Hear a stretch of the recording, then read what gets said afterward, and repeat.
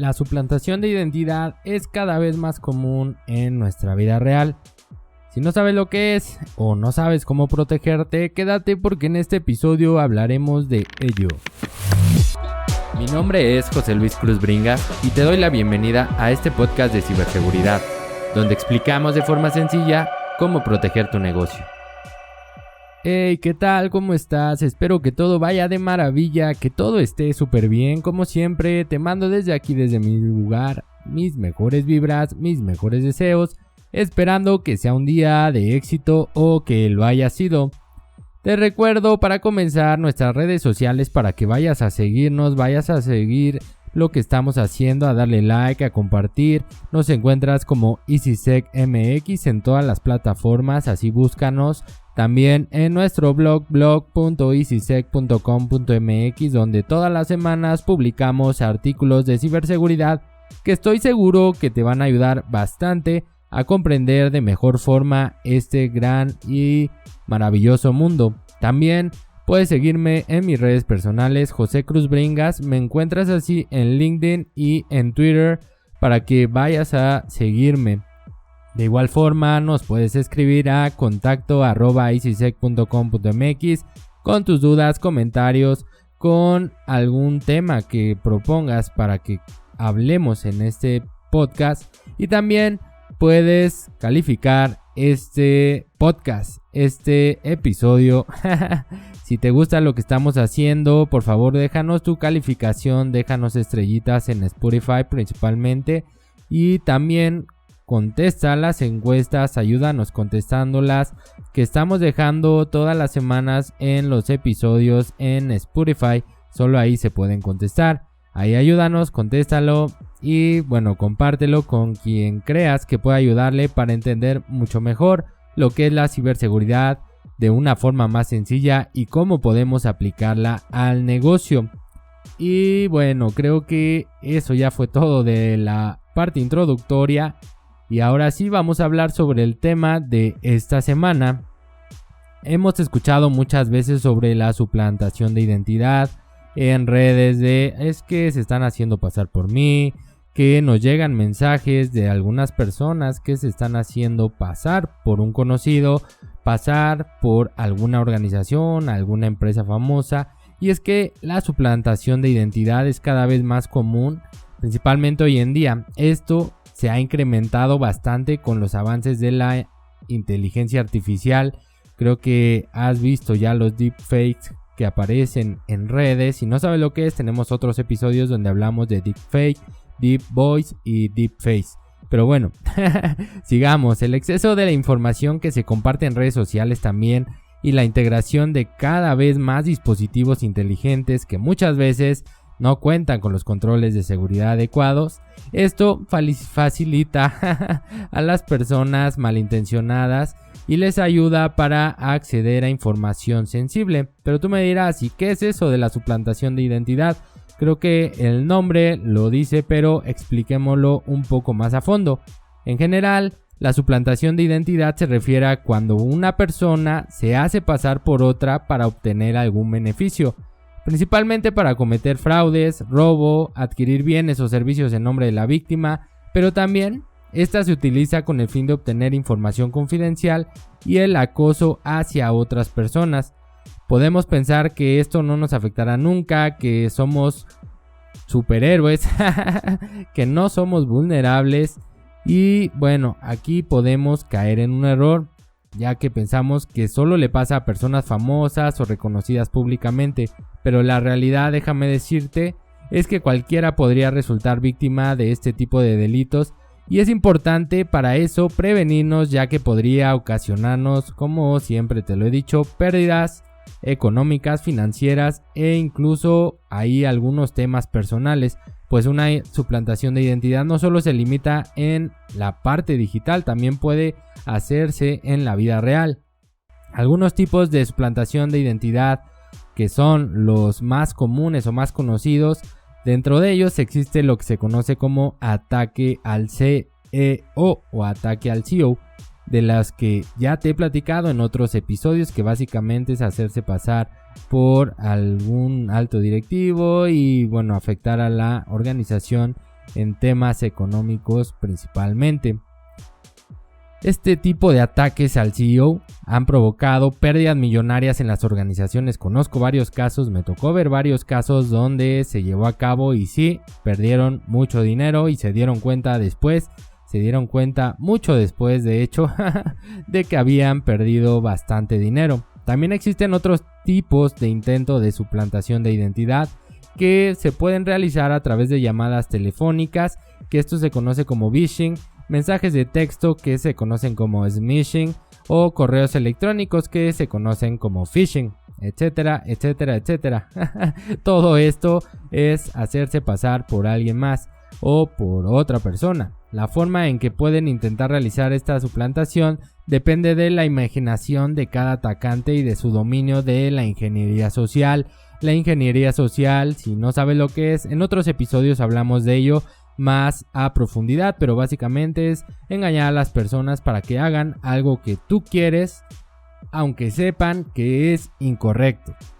Más recientemente se ha incrementado el uso de programas que utilizan técnicas de aprendizaje profundo o deep learning, como se conoce, y que permiten crear imágenes e incluso videos simulando digitalmente a una persona real.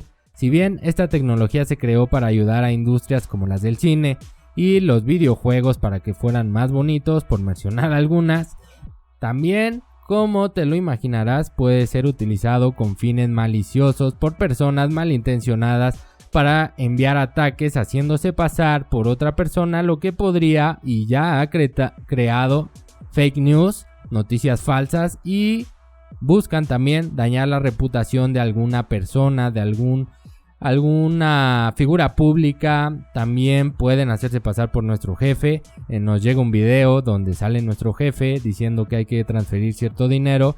Bueno, podría hacerse mediante la inteligencia artificial, mediante el deep learning, mediante el deep fake, para que estemos prevenidos. ¿Y cómo podemos protegernos? Tú dirás, bueno, y todo esto de cómo nos podemos proteger de la suplantación de identidad. Existen muchas recomendaciones que puedes encontrar por internet. Si quieres ir a buscar, ve a googlearlo y vas a ver que hay muchísimas recomendaciones. Sin embargo, estos puntos que te voy a dar creo que son muy importantes y que podrías tomarlos como base para prevenir una suplantación de identidad, principalmente en nuestro mundo digital. El primero es el doble factor de autenticación. Además del uso de contraseñas fuertes, hay que activar nuestro doble factor de autenticación siempre que sea posible para agregar una seguridad extra, una seguridad adicional o una capa adicional de seguridad a nuestros, pueden ser cuentas, servicios, lo que sea, para evitar así accesos no autorizados a los sistemas de la empresa y los personales. Aunque no es imposible, pero lo que haces con este doble factor de autenticación es que dificultas la actividad de las personas malintencionadas y pueden cansarse e irse con alguien que no los tenga activados. Otro punto que te quiero recomendar es el de actualizar procedimientos y políticas de seguridad en tu empresa, basándonos en normas de la industria y los nuevos estándares que están surgiendo. Hay muchas normas, hay muchos estándares en los que puedes basarte para poder asegurar o para poder implementar, mejor dicho, seguridad y así reducir el riesgo de que seas víctima de este tipo de incidentes. Hay que implementar controles, políticas, procesos, procedimientos, etcétera, etcétera, etcétera en la organización, y también lo puedes llevar a tu vida digital, a tu vida personal. Por último, hay que obtener o hay que buscar generar una cultura en ciberseguridad. ¿Para qué? Para conocer cómo funcionan los principales ataques. ¿Y esto a qué nos ayuda? Bueno, nos va a ayudar a conocer la forma en que actúan los delincuentes y cómo es que intentan atacar, cómo es que intentan engañarnos, y así vamos a reducir el riesgo de ser víctima de los atacantes, de las personas malintencionadas. También esto se puede llevar a la vida personal. Yo les recomiendo a las organizaciones, cuando tenemos alguna plática de concientización, que esas pláticas también van hacia la vida personal de los colaboradores. ¿Por qué? Porque dentro de las pláticas se les enseña cómo funciona o cómo es que podemos detectar un correo falso, un correo phishing, cómo es que debemos de actuar ante él, Y esto también llega a su vida personal porque tienen esa cultura, esa conciencia de que cuando llega un correo, cuando reciben un correo que no esperaban, pues ya comienzan a dudar, comienzan a realizar estas actividades de ver de dónde viene, si es el vínculo real o no es real, etcétera, etcétera. Recuerda que los ataques exitosos, o más del 90% de los ataques exitosos, requieren de la interacción de un humano para poder lograr su objetivo. Entonces, si somos personas cultas en ciberseguridad o personas que conocen temas de ciberseguridad, créeme que el riesgo disminuye bastante. Impulsar con regularidad talleres de seguridad o con estos temas en tu empresa es esencial, es necesario, por lo que te acabo de comentar. Si los colaboradores no conocen o no se guían por buenas prácticas de seguridad dentro de su actividad en la organización, bueno, ahí vamos a tener un inconveniente porque van a intentar saltarse controles, van a intentar entrar a sitios que no deberían y todo eso, que es una historia de terror porque siempre por ahí llega a colarse algún malware. Y siguiendo con los consejos, el siguiente es evitar compartir información de más. Para que alguien llegue a suplantar una identidad de forma exitosa, deben de investigar antes a la víctima o a la persona por la que harán pasarse, por lo que deben de conocer mucha información. ¿Y qué sucede? Nosotros publicamos toda esta información en nuestras redes, subimos fotos de nosotros, subimos información que es personal y nuestros sitios, nuestras redes son públicas. Entonces ahí estamos dando la información a los atacantes, ahí están obteniendo esa información y de forma muy sencilla, no necesitan hacer mucho, ahí obtienen esos datos y con esos datos empiezan a generar una identidad que te va a suplantar. Por lo tanto, es importante limitar lo que compartimos a cosas que no sean personales o que no contengan datos muy personales, que lo veo difícil porque en este día, en esta era digital, la mayoría o todo lo que compartimos pues lleva algo personal, pero hay que disminuir la exposición que tenemos de este tipo de acciones. Otro punto que es muy importante en las organizaciones es controlar las finanzas. Hay que asegurarnos de llevar un control de las cuentas financieras, así como activar los controles o notificaciones de seguridad que nos ofrecen la mayoría de las instituciones, de los bancos. ¿Para qué?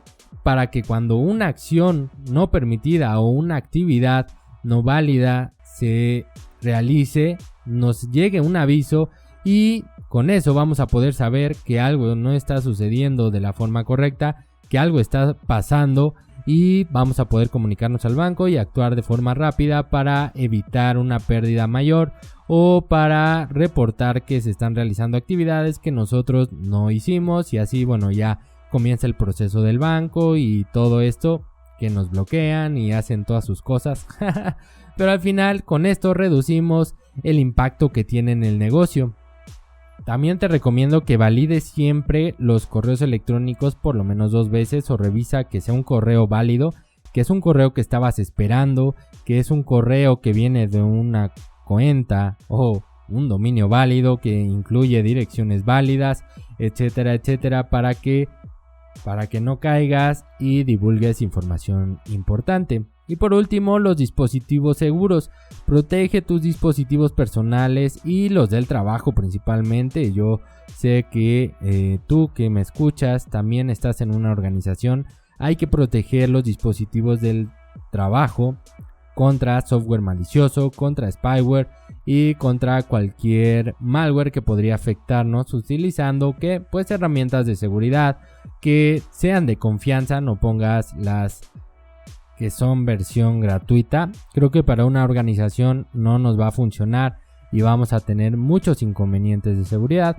Pero bueno, al final tú tienes la decisión, es lo que yo te recomiendo. He sido testigo de este tipo de ataques y te puedo decir con certeza que causan daños importantes a las personas y a las organizaciones, ya sea daños morales, económicos o de prestigio o cualquiera, ni siquiera te lo podrías imaginar. Lo mejor o la mejor forma de prevenirnos es estar informados, saber cómo trabajan estos delincuentes, lo que hacen y lo que buscan. Y con eso estamos llegando al final de este episodio. Te agradezco si es que llegaste hasta este punto. Te recuerdo que la siguiente semana estaremos nuevamente hablando aquí en tu podcast sobre ciberseguridad y trataremos otro tema. Si tienes alguna duda, algún comentario, escríbenos a contacto@easysec.com.mx. Síguenos en easysecmx en todas las redes sociales. Califica este podcast, déjanos tu estrellita y sígueme en Twitter y en LinkedIn como José Cruz Bringas. Con eso, ahora sí me despido. La semana que viene tenemos una cita nuevamente para hablar sobre ciberseguridad. Te deseo que tengas un día de éxito o que lo hayas tenido. Nos vemos la próxima.